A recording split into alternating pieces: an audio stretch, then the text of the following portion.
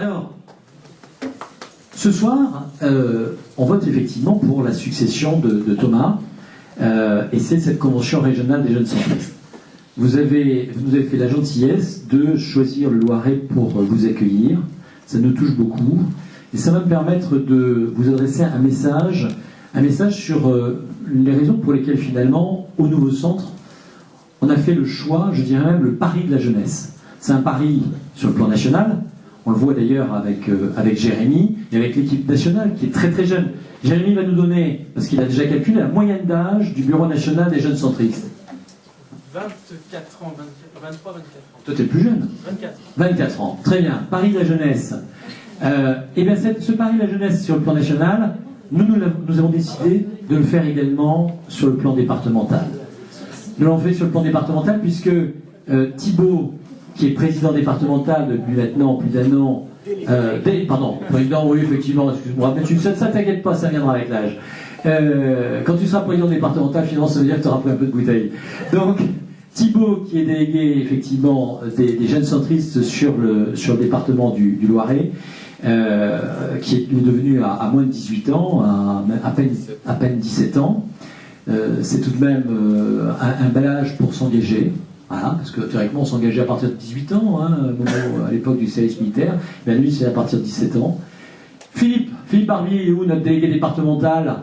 Philippe, voilà, il est là, il est au fond. Hein. Philippe Barbier, qui, je le rappelle, est le plus jeune délégué départemental de France au niveau des jeunes. Excellent. Et qui, à moins de 25 ans, fut l'animateur de ma campagne législative en 2007. Merci encore à toi, Philippe, ça nous a laissé de beaux restes. Et puis, globalement, l'ensemble de cette fédération du Loiret, qui est, par le nombre d'adhérents, de jeunes adhérents, la 4e fédération de France du nouveau centre. C'est un pari sur la jeunesse. Et je disais, pourquoi? Parce que la jeunesse, c'est une chance, lorsque pour d'autres, la jeunesse est une menace. C'est une chance parce que cette jeunesse, elle incarne l'avenir d'une nation. Et qu'il faut savoir parier sur cet avenir, parier sur cette jeunesse pour construire notre pays du futur, le pays de demain. Et qu'il ne suffit pas d'avoir uniquement des adhérents pour avoir des adhésions. Qu'il faut également confier des responsabilités. Et je crois qu'avec Thomas Hanks, avec Jérémy Coste, avec Thibaut Grillon, avec Philippe Barbier dont je parlais il y a un instant, mais il ne s'agit pas simplement d'adhésion, il s'agit également d'engagement, il s'agit également de prise de responsabilité. Alors parfois c'est une prise de risque, parfois il y a des dérapages, on a eu quelques illustrations cet été, et bien on a la capacité de pouvoir dépasser cela et de pouvoir effectivement en faire abstraction. Alors, vous incarnez à mes yeux 3 choses, cette jeunesse incarne 3 choses. D'abord, la générosité, ensuite l'optimisme, et enfin l'utopie. Vous incarnez la générosité, c'est la générosité de l'engagement gratuit. Lorsque l'on est dans ce monde qui est de plus en plus matérialiste, où à coup de iPod, iPad, je le disais aussi tout à l'heure, croche-pied, eh bien on est dans ce monde de la concurrence très matérielle. Eh bien le fait de s'engager gratuitement pour les autres, de s'investir au service des autres, je trouve que le faire, en plus, à votre âge, le faire jeune, c'est quelque chose de profondément admirable. Parce que vous n'attendez rien en retour, parce que c'est vraiment le geste gratuit pour les autres, au service des autres, et sincèrement, pour moi, ça, c'est quelque chose de magnifique. Deuxième chose, et je le disais il y a un instant, vous êtes en quelque sorte, et je souhaite que vous le restiez, les engagés de cette vie publique, face à certains qui, eux, sont plutôt les enragés de la vie politicienne, à coup de petites phrases mesquines et de coups bas, et je crois que cette pureté, cette virginité, vous devez la conserver. Je le disais, la deuxième chose, c'est l'optimisme. Et ça me ramène à une phrase d'un philosophe que j'aime beaucoup, qui est le philosophe Alain, qui disait « Le pessimisme est d'humeur, l'optimisme de volonté ».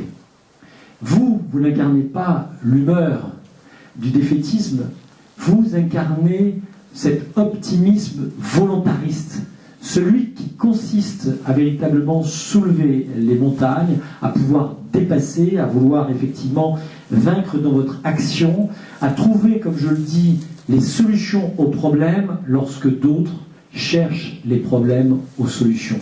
Et ça, c'est vraiment le sens de votre engagement, tel que d'ailleurs je l'ai ressenti, je l'ai vécu, non seulement, et je le vis au quotidien, non seulement dans le Loiret, mais comme je l'ai vécu avec tendresse lors de notre université d'été à la Grande Motte, qui fut un moment, un grand moment, on peut le dire. Alors effectivement... Surtout le soir. Oui, c'est vrai qu'on a pu admirer la danse de Momo, la danse du stade. Vous avez choisi d'être des acteurs de votre vie, des acteurs de la vie publique, et puis des acteurs au service des autres. Dans le choix, vous savez, c'est assez binaire. Dans la vie, on a le choix entre être acteur, être spectateur. Et donc, vous savez, spectateur, c'est comme au football. On est dans son téléviseur, bien allongé, petite bière main gauche, sandwich main droite, et qu'est-ce qu'il fait ce fainéant? Il va marquer ce but! Ça, c'est spectateur. L'acteur, c'est celui qui, effectivement, cherche à marquer le but. Eh bien, vous êtes dans le camp des acteurs, pas dans le camp des spectateurs, et ça, c'est à votre honneur. La troisième chose, c'est que vous incarnez également l'utopie. Alors, ça peut paraître particulier de parler de l'utopie. Moi, je voudrais parler de cette utopie créatrice, de cette utopie féconde, de celle qui, en fait, cherche à penser l'avenir en regardant devant et pas uniquement dans le rétroviseur. Et surtout, celle qui cherche à rendre possible l'impossible, à inventer ce qui, aujourd'hui, à l'heure où nous parlons, dans à la fois l'état de l'art, l'état de la science, fait que les choses ne sont pas possibles, mais que l'on peut, effectivement, avec beaucoup de volonté, y parvenir. Qu'est-ce que c'était que l'appel du 18 juin, si ce n'était l'utopie de celui qui pensait face à l'armada déferlante sur l'Europe et le monde, qu'on pouvait effectivement avoir l'esprit de résistance? Qu'est-ce que c'était que, si ce n'est que l'utopie féconde et créatrice, que l'idée des pères fondateurs de l'Europe, je pense à Jean Monnet, je pense à Maurice Schumann, je pense à tant d'autres, à ceux qui ont pensé l'Europe alors qu'elle était encore dans ces décombres fumants de la Seconde Guerre mondiale. C'est vraiment cela, cette utopie que vous incarnez et que vous apportez en plus à notre mouvement au niveau du nouveau centre.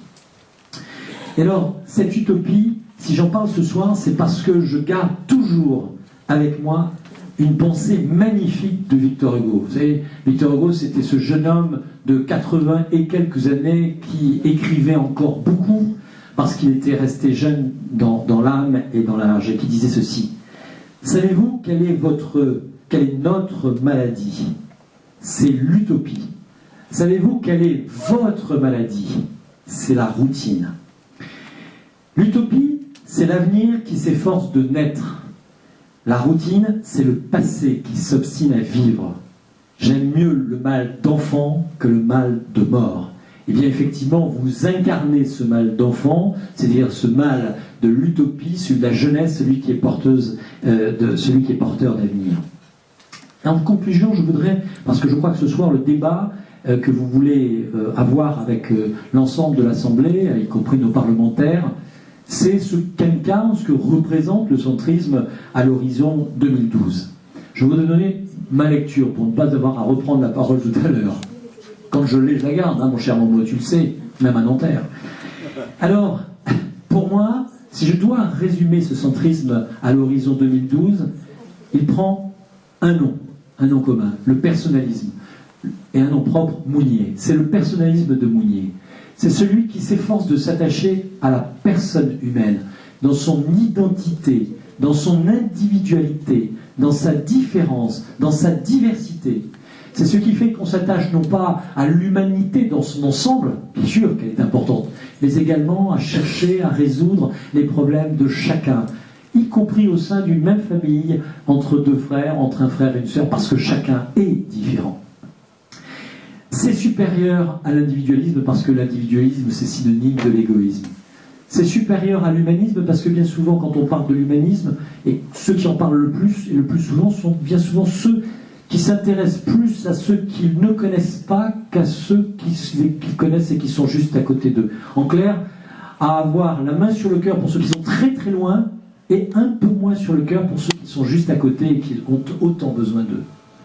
Et puis c'est supérieur au structuralisme de Lévi-Strauss, c'est-à-dire cette pensée qui consiste à dire que dans toute organisation, dans toute société humaine, même primitive, il y a toujours une organisation humaine avec les chefs et les sous-chefs et les autres, puisque ça a été tout le fondement de la pensée de Lévi-Strauss. Et puis c'est supérieur à l'existentialisme de Sartre, qui lui insiste là sur la responsabilité individuelle de l'être humain.